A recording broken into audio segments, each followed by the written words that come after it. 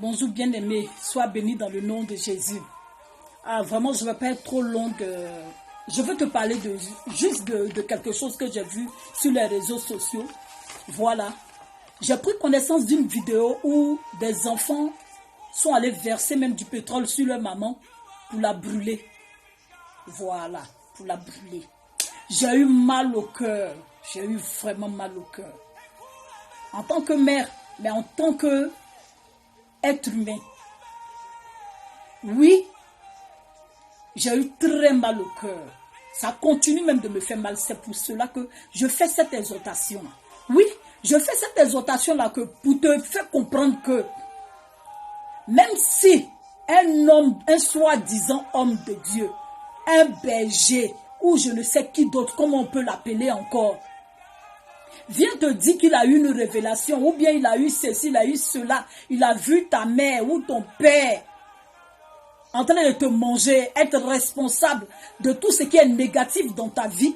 Je veux tout juste te faire comprendre que il faut que tu saches ton identité en Jésus-Christ de Nazareth.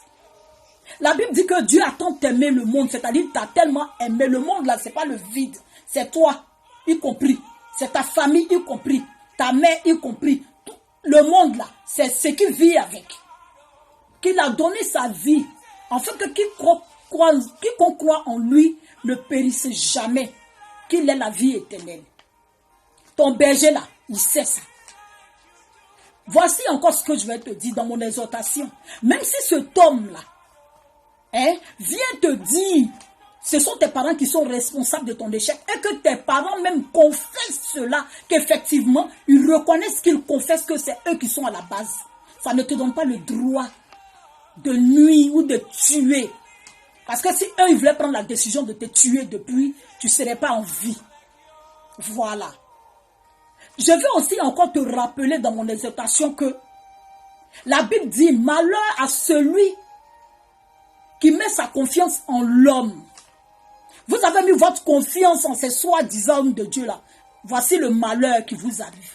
Parce que si toi, tu n'as pas le... C'est pas toi qui donne qui est source de vie. Ce n'est pas toi qui donne la vie. Voilà. C'est le Créateur qui donne la vie. Pourquoi toi, tu vas ôter la vie à quelqu'un? Donc, je veux encore vous appeler.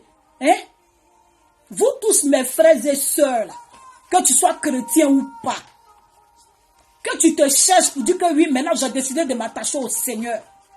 Écoute bien ce que je suis en train de te dire là. Que ça rentre bien dedans. Voilà. Que ça ne sorte pas de l'autre côté.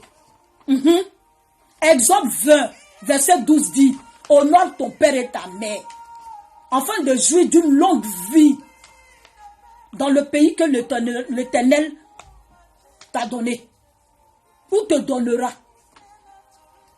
Mais en tant qu'enfant de Dieu, moi j'ai dit tu as déjà donné parce que tu possèdes.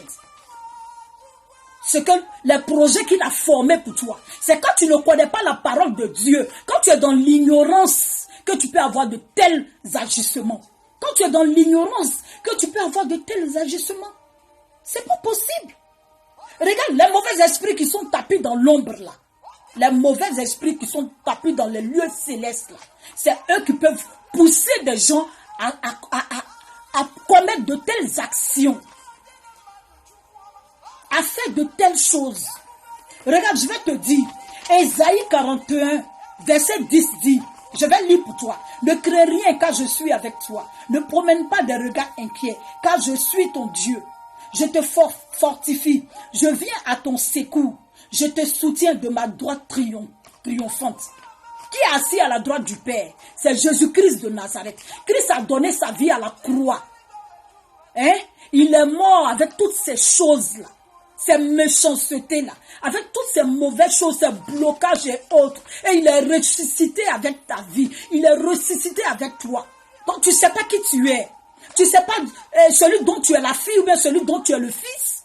Même si un homme de Dieu vient te blaguer, mais du moment où tu as les Saintes Écritures, et que toi-même tu t'imprègnes, et que toi-même tu lis, et que toi-même tu médites, quel que soit ce qu'un homme de Dieu va dire sur tes parents, toi tu sais qui tu es en Christ.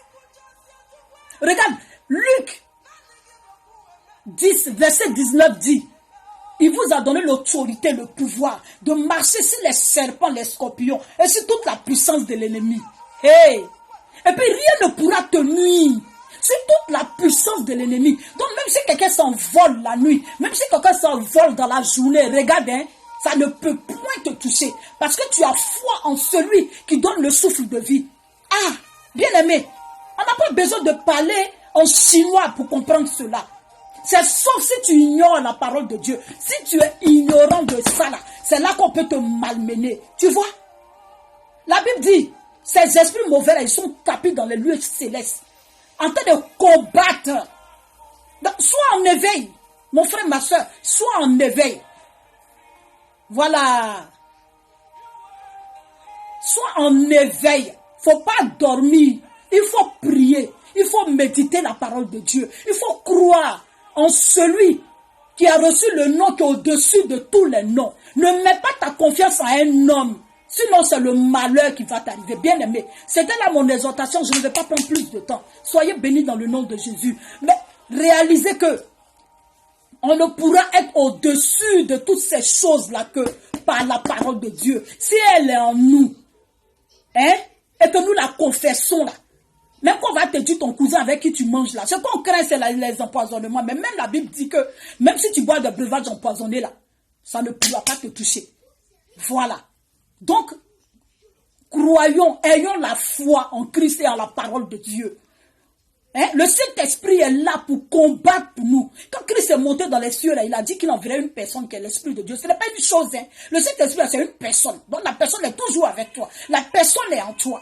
Donc soyez bénis dans le nom de Jésus. Mais vraiment, pour éviter ce genre de choses-là, soyons en éveil. Que l'Esprit de Dieu soit au contrôle de notre vie. Demandons au Saint-Esprit de venir nous remplir. Pour que, regarde, tu aies le discernement. Pour que tu aies le discernement. Quand un homme de Dieu va venir te dire des choses concernant tes parents, ta famille, là, tu sauras comment réagir. Soyez bénis dans le nom de Jésus. Oh Seigneur, vraiment, descends dans nos vies. Saint-Esprit de Dieu, prends le contrôle de la vie de tout un chacun au nom de Jésus. Afin que nous puissions avoir le discernement. Connaître la vérité, comme la Bible dit que vous connaîtrez la vérité vous affranchira. Soyez bénis dans le nom de Jésus.